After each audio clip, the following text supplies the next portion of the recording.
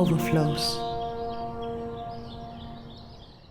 Love, the blossoming of soul within. Love is the blossoming of soul within. Love is the blossoming or and fulfillment through sex. This is the entire map of inner transformation. A loving heart that has discovered love within attracts another loving heart. Discovery of love within means soul is born in you. Then the soul recognizes the answering soul. Journey of ultimate fulfillment begins. Go on discovering love within you first. And if you have discovered love deep within, sooner or later the person will appear to you, because only a loving heart sooner or later comes to another loving heart. It always happens. You will find the right person, but if you are jealous, you will not find. It will not happen. If you are simply for sex, you will not find. Certainly, sex is the beginning and may be necessary to begin with. If you live only for security, you will not find. Love is a dangerous path, and only those who are courageous can travel it. And I say to you, it is just like meditation. Only for those who are courageous. There are two ways to reach the ultimate, either meditation or love. Find out which is your way. And once you have discovered that, let it be your way, your destiny, and everything becomes much easier. This level of love is the love of souls. Here both get dissolved to become one. It is better to say they become oneness. Soul itself, since it is same for everyone and everything, only soul remains and seen by both in the moment.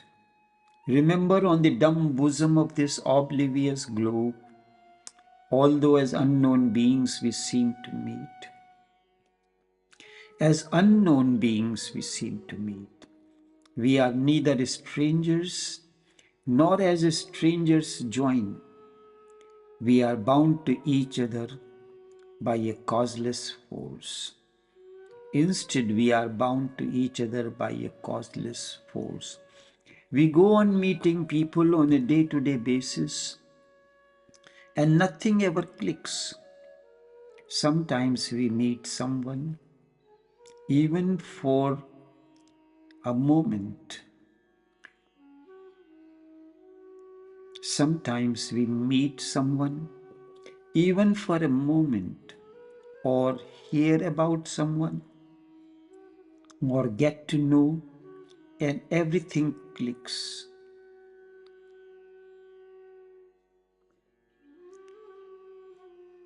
In that process, your intuition plays a significant role. In that process, your intuition plays a significant role. Whenever you enter the communion guided by intuition, the trust naturally comes, and suddenly a bond of intimacy is created beyond human imaginations. Season of spring comes. Whenever you enter the communion guided by intuition, trust naturally comes in. When I said communion, when you enter, when you come to meet a person with whom suddenly everything clicks in a flash and you enter, This communion with the person, guided by intuition, naturally trust comes in, and suddenly a bond of intimacy is created. Season of spring has come. This bond of intimacy is not your doing, it is inner flowering. Inner flowering when soul recognizes the answering soul.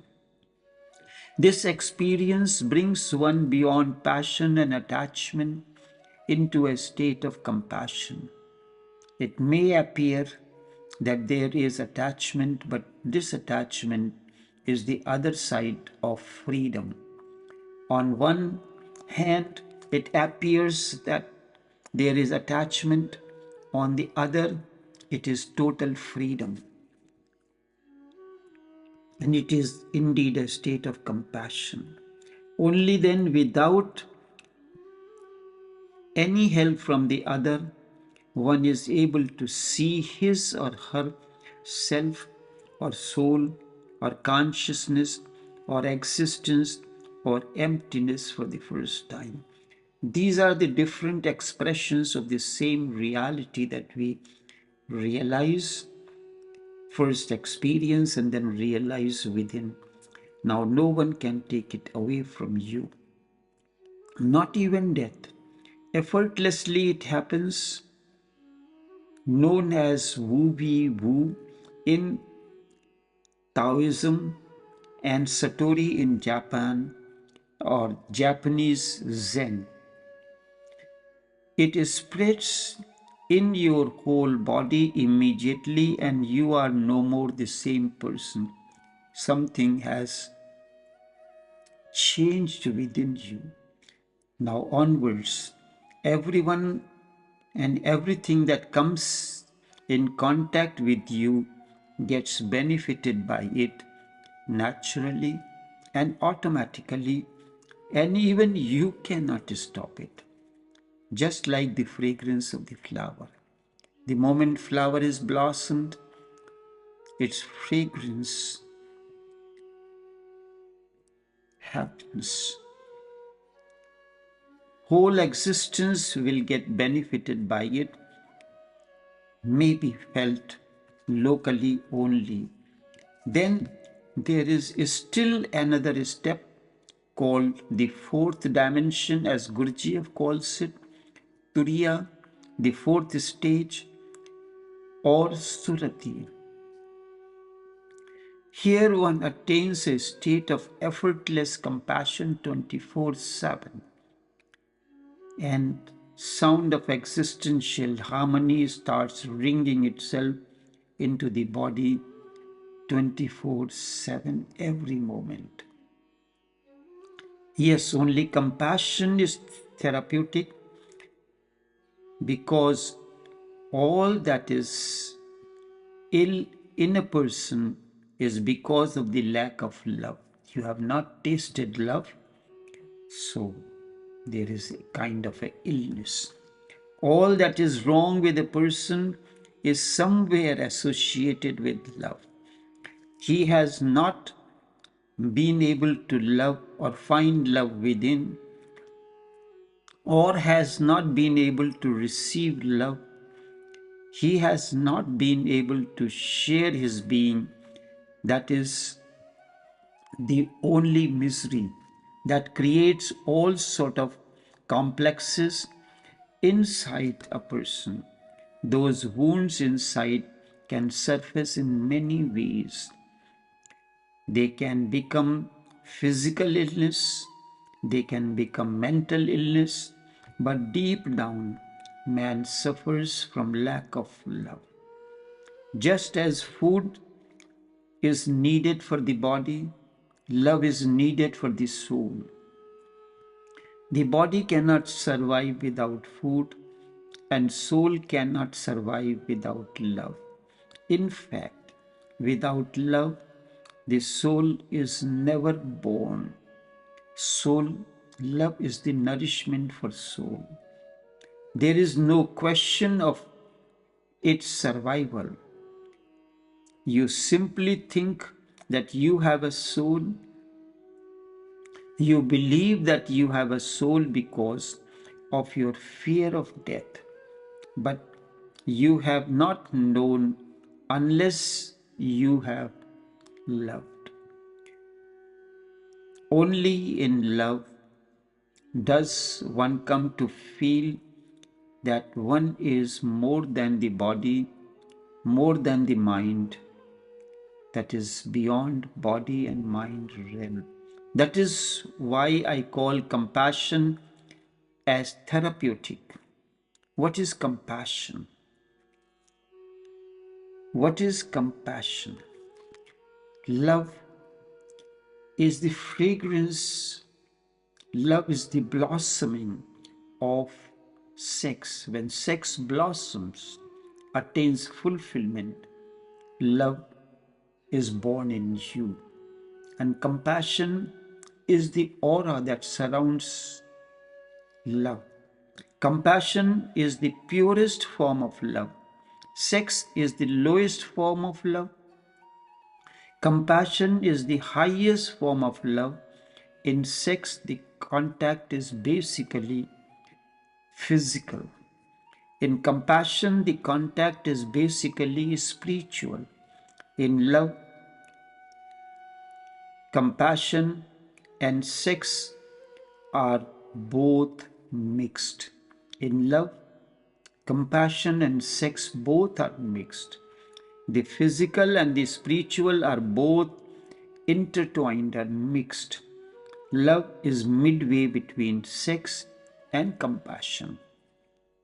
You can call compassion prayer as well. You can call compassion meditation also. The highest form of energy is compassion. The word compassion is beautiful. One half of this is passion. Somehow passion has become so refined that is no more like passion, while the other half is absence of passion. Passion and its absence both are able are available to you. Passion and its absence, just as the cup is half empty or half full, both are available to you. How you look at it. Passion and its absence both are available to you, and with that, a freedom comes when you face passion and be passionate, and when to rejoice the absence, it has become compassion, your choice and your freedom. The journey continues, but enough for now.